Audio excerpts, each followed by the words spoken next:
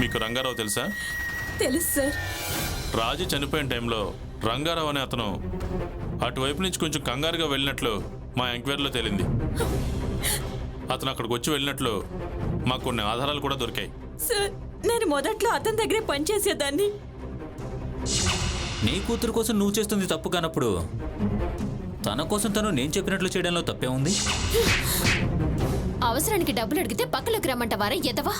చూస్తా, నిన్నెలా లొంగ తీసుకోవాలో నాకు తెలుసు. లొంగకపోతే నిన్నేం చేయాలో కూడా నాకు తెలుసు.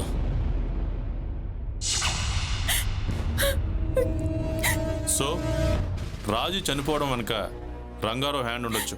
సార్, వాడే నా బిడ్డను చంపేశాడు సార్. వాడు ఎప్పటి నుంచో నా బిడ్డ మీద ఆశపడ్డాడు సార్. వాడే నా బిడ్డను చంపింది. ఓకే, చట్టం దృష్టి నుంచి ఏ నేరస్తుడు తప్పించుకోలేడు. అవసరం ఉంటే ఫోన్ చేస్తాం. మీరు ఒకసారి స్టేషన్కి రావాల్సి ఉంటుంది.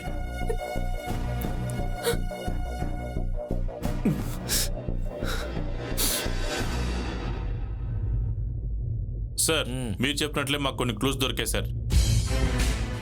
చుట్టుపక్కల ఎంక్వైరీ చేస్తే రాజు చనిపోయే ముందు రంగారావు అనే వ్యక్తి బైక్ మీద అటువైపు వెళ్ళడం తెలిసింది సార్. దుర్గమ్మ కూడా అతనికి రాజీకి గొడవ ఉందని చెప్పింది సార్. ముందు వాడు ఎక్కడ ఉన్నాడో అరెస్ట్ చేయండి. ఆల్రెడీ మన వాళ్ళు అరెస్ట్ చేశారు సార్. స్టేషన్కి తీసుకొస్తున్నారు. గుడ్. దుర్గమ్మ చెప్తున్న దాన్ని బట్టి, ప్రత్యక్ష సాక్షులను బట్టి రంగారావే ఈ హత్య చేశాడటానికి అవకాశాలు ఎక్కువగా ఉన్నాయి. సరే, స్మాల్ డౌట్ సార్. ఏంటి? అసలు యాక్సిడెంటల్ డెత్ మీద పోస్ట్ మార్టం రిపోర్ట్ రాకుండానే హత్య అనే డౌట్ మీకు ఎలా వచ్చింది సార్? ఇందాక రామయ్య చూపించిన పేపర్స్ సీనయ్య పేరు మీద ఉన్న పొలం కాగితాలు. దాని మీద రామయ్య సొసైటీలో లోన్ పెట్టాడు.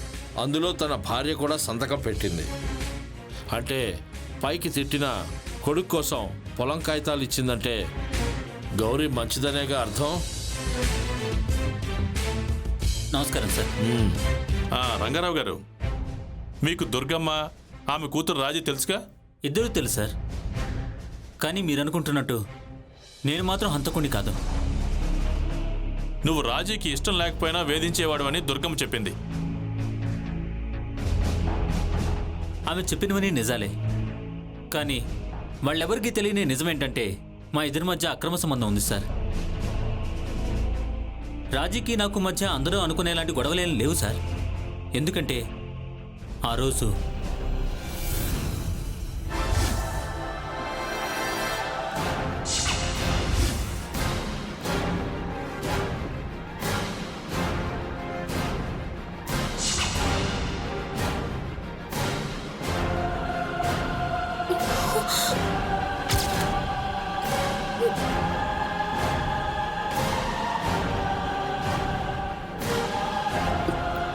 రాజీ,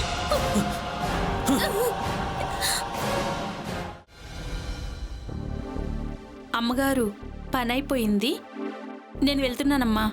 అలాగే, రేపు కొంచెం తొందరగా రా. రేపటి నుంచి రానమ్మా. ఏ? ఎందుకు? నాకు ఇక్కడ జీతం సరిపోవట్లేదు. అందుకని వేరే చోట 2 ఇళ్ళు ఒప్పుకున్నాను. సరే, వచ్చే నెలలో వచ్చి జీతం తీసుకెళ్ళు. వచ్చే నెల? నాకు ఇవ్వాల్సింది ఇప్పుడే ఇచ్చేయండి. ఇప్పటికిప్పుడు ఇవ్వమంటే ఎలా? కనీసం ఒక వారం ఆగిరా. ఏంటి వారమా? మీరిచ్చే జీతానికి వారమాగి రావాలా? అదేం కుదరదు. నాకిప్పుడే కావాలి. ఇచ్చేయండి. ఏంటి ఇలా మాట్లాడుతున్నావు? వారం ఆగిరా. ఇప్పుడు లేవా? కనీసం పని మనిషికి జీతం ఇవ్వలేని మీ మొహానికి ఇంట్లో పని మనిషి అవసరమా? ఏ మంగా, మర్యాదగా మాట్లాడు. ఓయబ్బో, మర్యాద దిగొచ్చిందండి మహారాణి. ఇన్నాళ్ళు నాతో కష్టం చేయించుకొని ఇప్పుడు డబ్బులు అడిగితే లేవంటావా? ఎగ్గొట్టానికా? నీలాంటి వాళ్ళని చాలా మందిని చూశాను. నా ఉసిరు పోసుకొని నాశనమైపోతావు. మర్యాదగా మాట్లాడు. ఇష్టం వచ్చినట్టు నోరు జారావా? జారతానమ్మా. నా నోరు నా ఇష్టం. అంత భరించలేని వాళ్ళు నా జీతం నాకు ఇచ్చేయండి, వెళ్ళిపోతాను. సరే, సగం జీతం ఇస్తాను, పట్టుకెళ్ళు. మిగతా సగం ఎగ్గొడదామనా? ఆ సగం కూడా ఎందుకు? మీ దగ్గరే ఉంచుకోండి. నేనే ముష్టిదానికి దానం చేశాను అనుకుంటాను.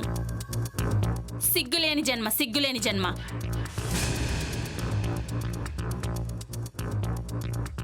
ఏంటి ఎప్పుడు లేంది మంగ ఇలా మాట్లాడింది?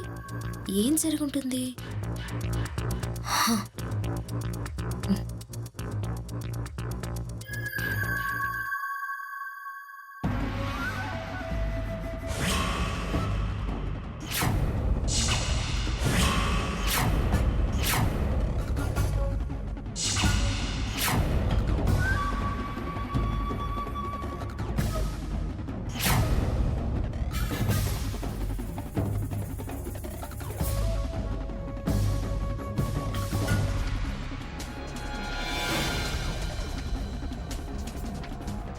మీకు ఇష్టమైతే ఉండండి, లేదా ఇల్లు ఖాళీ చేసి వెళ్ళిపోండి.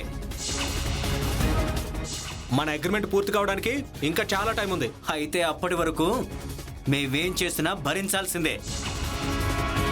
కనీసం పని మనిషికి జీతం ఇవ్వలేని మీ మొహానికి ఇంట్లో పని మనిషి అవసరమా?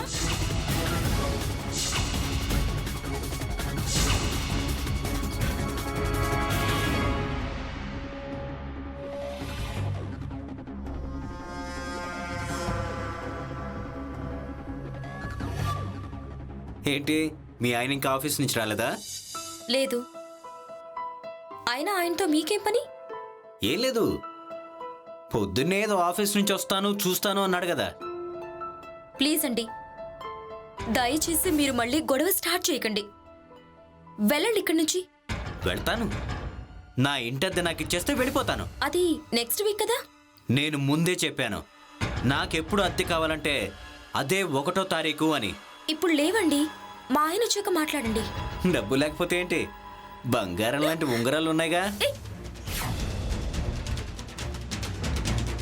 వదలండి ప్లీజ్. ప్లీజ్ వదలండి.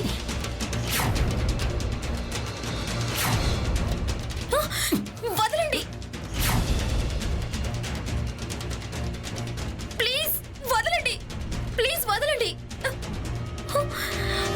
ప్లీజ్. వదలండి వదలండి.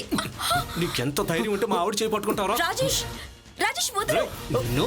రాజేష్ వదలి ప్లీజ్. రాజేష్, రాజేష్.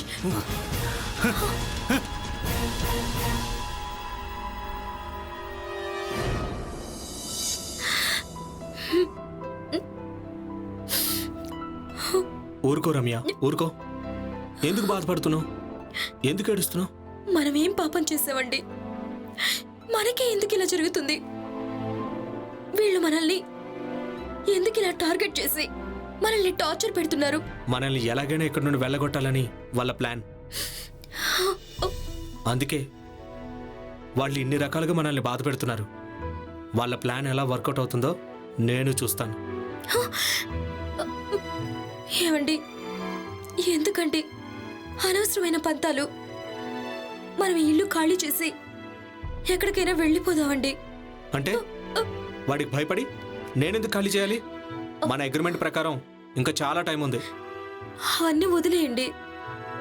నా కోసమైనా ఒక్కసారి ఆలోచించండి ప్లీజ్ అండి.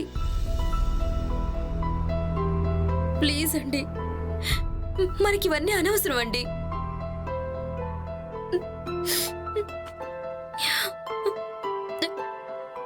ఓకే, అలాగే చేద్దాం. యాజ్ ఎర్లీ యాజ్ పాసిబుల్ ఈ ఇల్లు ఎలాగైనా ఖాళీ చేయాలి. తొందరలోనే వేరే ఇంటికి వెళ్ళిపోదాం.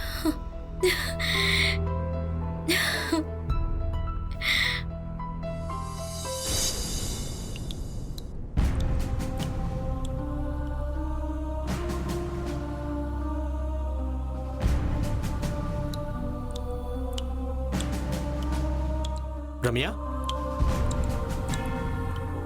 రమ్య, చెప్పండి. నీకు నిన్నే చెప్పాను, ఎంత త్వరగా వీలైతే అంత త్వరగా ఇల్లు ఖాళీ చేద్దామని. ఇంకా ఏంటి నువ్వు ఇలా డల్గా?